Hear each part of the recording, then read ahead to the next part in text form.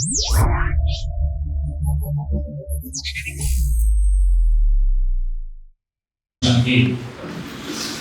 వహిస్తున్నటువంటి సోదరులు నిరుద్యోగుల సమస్యలపైన విరోచనమైనటువంటి పోరాటం చేస్తున్నటువంటి జనార్దన్ గారు, మాజీ శాసనసభ్యులు, బీజేపీ తరఫున తన వాదనను వినిపించడానికి, తన గలాన్ని ఇవ్వడానికి వచ్చినటువంటి గోల బాలరాజు గారు, ఆర్పిఐ అధ్యక్షులు, అదేవిధంగా అశోక్ సార్, గంగాధర్ గారు, రవి గారు, నవీన్ గారు, మిగతా మిత్రులందరూ కూడా, వేదిక మీద ఉన్నటువంటి మిత్రులు కానీ వేదిక ముందున్నటువంటి నిరుద్యోగ సోదరులకు, యువకులకు, ప్రింట్ మరియు ఎలక్ట్రానిక్ మీడియా మిత్రులకు అందరికీ పేరు పేరున నమస్కారం. మిత్రులారా, గ్రూప్ 1 సమస్య మీద అఖిలపక్ష సమావేశం అనగానే సిద్ధాంతాలు వేరైనా, అభిప్రాయాలు వేరైనా అన్ని పార్టీల వాళ్ళను ఒక్క దగ్గరకు చూపించు. ఇది మీ మొదటి విజయం. అన్ని పార్టీల వాళ్ళు ఒక సమస్య మీద ఒక దగ్గరికి వచ్చిందంటే ఆ సమస్యలో సత్యం ఉందని అర్థం, మీ పోరాటంలో నిజాయితీ ఉందని. ఒకవైపు గ్రూప్ 1 సమస్య మీద, నిరుద్యోగుల సమస్యల మీద వివిధ ప్రతిపక్ష పార్టీలు కావచ్చు, లేదా ప్రజా సంఘాలు కావచ్చు, స్టూడెంట్ ఫెడరేషన్స్ కావచ్చు, నిరుద్యోగులు కావచ్చు, వాళ్ళు తమ గలాన్ని విప్పి పోరాటం చేసేటువంటి ప్రయత్నం చేస్తూ ఉంటే ప్రభుత్వం మాత్రము దీన్ని జమ్మూ కాశ్మీర్ సమస్య కంటే జటిలం చేసేటువంటి ప్రయత్నం చేస్తాం. జమ్మూ కాశ్మీర్ కంటే జటిలం, ఇది వాస్తవం. ఎందుకంటే గ్రూప్ 1 మొదలైన రోజు దగ్గర నుండి, నోటిఫికేషన్ దగ్గర నుండి మొదలు పెడితే నిన్న మనం పోస్ట్ ఇచ్చేంత వరకు అన్ని స్టెప్స్ లోనూ వివాదాలే ఉన్నాయి. ఇది వాస్తవం. ఆ రోజు తమ్ము పెట్టలేదనేటువంటి ఒకే ఒక రీజన్ తోని అది గ్రూప్ 1 పరీక్షను రద్దు చేయించారు. సరే, మంచిదే.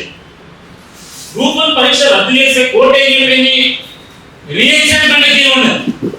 కానీ ప్రభుత్వం ఏం చేసింది? లేదు, ఇంకా కొన్ని పోస్టులను యాడ్ చేసి కొత్త నోటిఫికేషన్ ఇస్తామన్నారు. సరే, మంచిదే, కొత్త యాడ్ చేస్తే కొంత లాభం జరుగుతుందని చెప్పి చాలా భావించారు. కానీ ఏం జరిగింది? దాంట్లో మళ్ళీ కొత్త వాళ్ళని కూడా ఇంక్లూడ్ చేసి ఆ నోటిఫికేషన్ తేవడం వల్ల కొత్త వాళ్ళు కూడా పరీక్ష రాసేటువంటి ఒక అవకాశం లభించింది. దాని మీద చాలా మంది ఇది సరైనటువంటి పద్ధతి కాదు, దీనివల్ల నష్టం జరుగుతుందని చెప్పి చెప్పడం జరిగింది. అయినా ప్రభుత్వం వినలేదు. సరే, దాని తర్వాత ప్రిలిమ్స్ కండక్ట్ చేసింది. అప్పుడు కూడా నిరుద్యోగులు చాలా ఒత్తిడి చేసింది. మీరు కొంత సమయం ఇవ్వండి ప్రిపేర్ కావడానికి అని చెప్పినా కూడా, రోడ్లేకి పోరాటం చేసినా కూడా వాళ్ళు గురవలో గుంజుకుంటా పోయి జీబులు ఎక్కించి, వ్యాన్లు ఎక్కించి స్టేషన్లలో పడేసింది తప్ప వాళ్ళను వినేటువంటి ప్రయత్నం చేయలేదు. సరే, ప్రిలిమ్స్ రాసిన విద్యార్థులు రాసిన తర్వాత ఏం చేసిండు? బీసీ, ఎస్సీ, ఎస్టీ విద్యార్థులకు న్యాయం చేయడం కోసం రాజ్యాంగానికి అనుగుణంగా తీసుకొచ్చినటువంటి జియో 55 దుర్గలోకి ఎస్సీ, ఎస్టీ, బీసీ విద్యార్థులకు అన్యాయం చేసేటువంటి జియో 29 తీసుకొచ్చింది. ఈ జియో వల్ల మా బతుకులు ఆగమవుతాయి, మా జీవితాల్లో చీకట్లు నిండుతాయి. కాబట్టి దయచేసి ఈ జియోను రద్దు చేయమని చెప్పి ఇటు విద్యార్థులు, నిరుద్యోగులు, ఇటు ప్రతిపక్ష పార్టీగా మేము కూడా దానికి వ్యతిరేకంగా పోరాటం చేశాం. ఎంతమంది రోడ్డెక్కి? వేల మంది రోడ్డెక్కి సామాజిక న్యాయానికి వ్యతిరేకంగా, రాజ్యాంగ ప్రాథమిక సూత్రాలకు వ్యతిరేకంగా ఈ ప్రభుత్వం వ్యవహారం చేస్తా ఉంది. దీన్ని రద్దు చేయాలి. ఎట్టి పరిస్థితుల్లో కేసీఆర్ గారు తీసుకొచ్చినటువంటి జియో 55 తీసుకురావాలని చెప్పి నెత్తిలో మొత్తుకున్న కూడా ప్రభుత్వం వినలేదు. సరే, అయినా కూడా భరించింది. దాని తర్వాత ఏం చేసిండ్రు? ప్రిలిమ్స్ కి 1:50 కాదు 1:100 పిలవమంటే లేదు, 1:50 అని పిలుస్తామని చెప్పి మొండికేసి మరి 1:50 పిలిచి అది అయిపోయింది. మెయిన్స్ రాసిన తర్వాత ఫలితాలు ఇచ్చింది. అక్కడ మొదలైంది అసలు కదా. ఈ ఫలితాలు అనేది జనార్దన్ నాకు ఫోన్ చేశాడు, అన్న ఈ ఫలితాలంతా గందరగోళం ఉన్నాయి, మనందరం ఒక సమావేశం కావాలి అని చెప్పి ఇదే సోమవారంలో పిలిచాడు.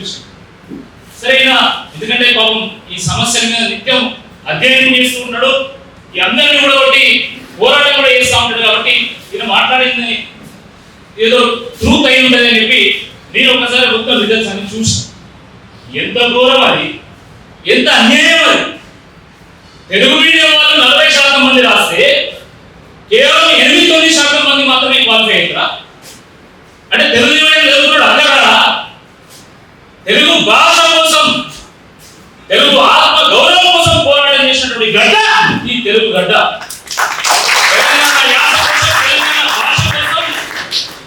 ఢిల్లీ మెడలో వచ్చినటువంటి ప్రాంతం ఈ తెలంగాణ ప్రాంతం.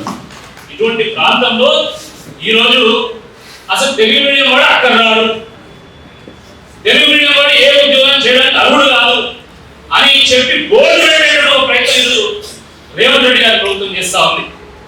ఇది వాస్తవం కాదని నేను అడుగుతా ఉన్నా.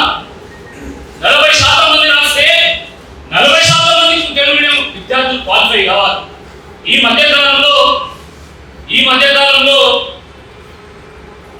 గ్రూప్ 2లో కూడా అదే పరిస్థితి. ఈ మధ్యకాలంలో నేను వరంగల్లో ఉంటే నా దగ్గరకు ఒక 6 వచ్చింది. దసరా రోజు కరెక్ట్ దసరా రోజు వచ్చింది నా దగ్గర 6 ఒకటే ఫోన్లు. ఆ ముందు రోజు నుండి అన్న మేము ఒకసారి కలవాలి, మీతో ఒకసారి మాట్లాడాలి అంటే ఎవరు మీరు అంటే గ్రూప్ 1 ఆస్పిరెంట్స్ అన్నారు. అరే దసరా కదా, మీకు దసరా ఉంది కదా, దసరా అయిపోయింది వెళ్తామంటే లేదన్నా మాకేం పండుగ ఉన్నది, ఆ పండుగలన్నీ పోయినాయిగా, మీతో కొంత సమయం నేను మాట్లాడాలి అంటే సరే అని నేను రమ్మని మా ఇంటికి వచ్చాను. 6 వచ్చింది. 6లో 5 యూపీఎస్సీ మెయిన్స్ వరకు వెళ్ళింది. యూపీఎస్సీ మెయిన్స్ వరకు వెళ్ళిన వాళ్ళు 5, దాంట్లో ఒక ఇంటర్వ్యూ కూడా పెట్టు.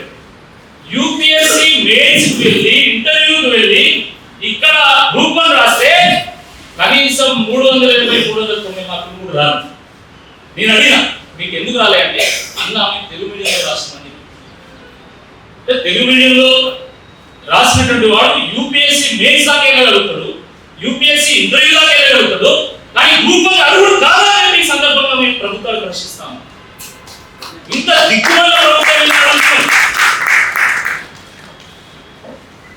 అంటే వీళ్ళు తెలుగు మీడియం వాళ్ళు ఎంత రాసినా కూడా దాంట్లో అక్షరం వెది పదం వెతికి స్ట్రిక్ట్ గా కరెక్షన్ చేస్తారు. ఇంగ్లీష్ మీడియంలో రాస్తే ఆ పేపర్ దిద్దడం ఇంగ్లీష్ అర్థం కాదు కాబట్టి వాడు పొడుగ్గా రాస్తే ఎక్కువ మార్కులు ఇస్తారు. ఇది అసలు ఇంత దరిద్రంగా ఒక యూపీఎస్సీ చైర్మన్ ఉన్నప్పుడు ఒకలాగా ఎవాల్యుయేషన్ చేస్తారు. కొత్త యూపీఎస్సీ చైర్మన్ రాగానే మీరు ఇట్లా చేస్తే అసలు కనీసం 45 మార్కులు వస్తాయి కాబట్టి మీరు కొంచెం దిగుడుగా ఇద్దండి అంటే మిగతా బ్యాచ్ అనేది పొగలా వస్తాయి. టీజీపీఎస్సీ ఇంత అధ్వానంగా వేమన ఒక పద్యం రాశాడు. ఆత్మశుద్ధి లేని ఆచారమేలా, బాణశుద్ధి లేని పాకమేలా, చిత్తశుద్ధి లేని శివపూజ లేదరా విశ్వదాభిరామం రాశాడు. వేమన అంటే ఈ కాలంలో బతుకుంటే, ఈ రేవంత్ రెడ్డి గారి కాలంలో బతుకుంటే, ఈ రేవంత్ రెడ్డి గారి వివరాలను చూసిన తర్వాత ఆయన సద్బుద్ధి లేని ముఖ్యమంత్రి లేదరా అని చెప్పి ఆ పద్యంలో యాడ్ చేసి గత అధ్వానమైనటువంటి ఒక పరిస్థితి ఈ తెలంగాణ నెలకొన్నది. పోనీ సరే ఇంత అన్యాయం జరిగింది కాబట్టి మేము కోర్టుకు పోతామని చెప్పి పాప అభ్యర్థులందరూ కూడా హైకోర్టు పోయింది.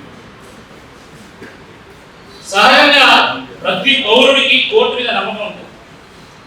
ఇంతకుముందు గంగాధర్ గారు కానీ లేదా మన ఆర్పిఐ అధ్యక్షుడు వారు కూడా ఇద్దరు కూడా ఏం చెప్పారు, రాజ్యాంగం పట్ల నమ్మకం ఉండాలి, చట్టాల పట్ల నమ్మకం ఉండాలి, న్యాయస్థానాల పట్ల నమ్మకం ఉండాలంట. ఎందుకంటే ఎట్లనే చేసి అది మనం కాపాడుతున్నటువంటి విశ్వాసం డాక్టర్ బిఆర్ అంబేద్కర్ గారు రచించినటువంటి రాజ్యాంగానికి ఆ శక్తి ఉంది అనే సందర్భంలో ఇది వాస్తవం.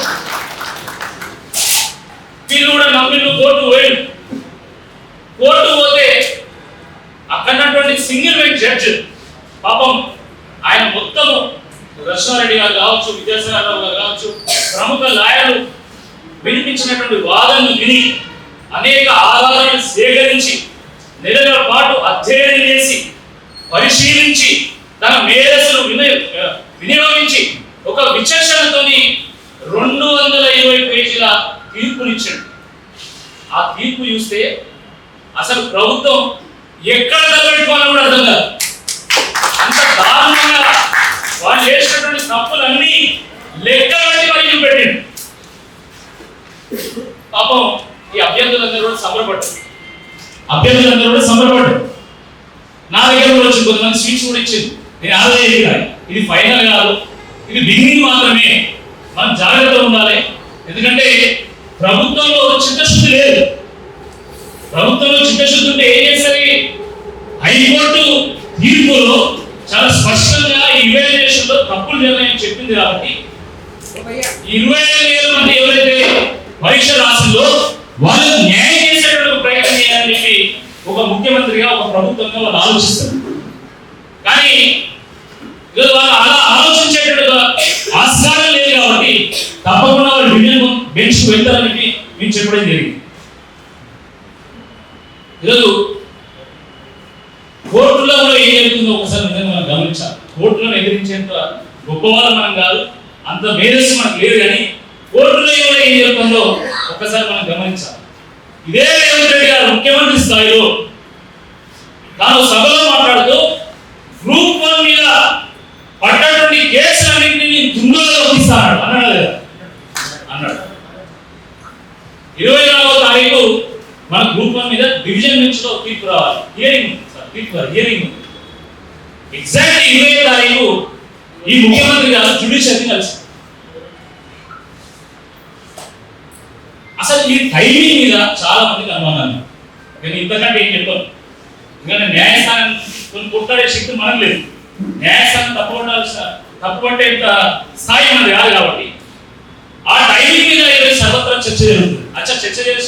చర్చ జరిపేటప్పుడు ఆత్మహత్యులు కాదు, ఎవరు భవిష్యత్తులో డిఎస్పీలు కావాల్సినటువంటి వాళ్ళు, డిస్ట్రిక్ట్ డిప్యూటీ కలెక్టర్లు కావాల్సినటువంటి వాళ్ళు, భవిష్యత్తులో ఐఏఎస్ ఐపీఎస్ కావాల్సినటువంటి వాళ్ళు మాట్లాడుతున్నటువంటి మాటలు నేను మాట్లాడుతున్నదో ఎవరో మా సోదరులు బాలరాజు గారు మాట్లాడుతున్నా, ఇంకోటి మాట్లాడుతున్నదో కాదు.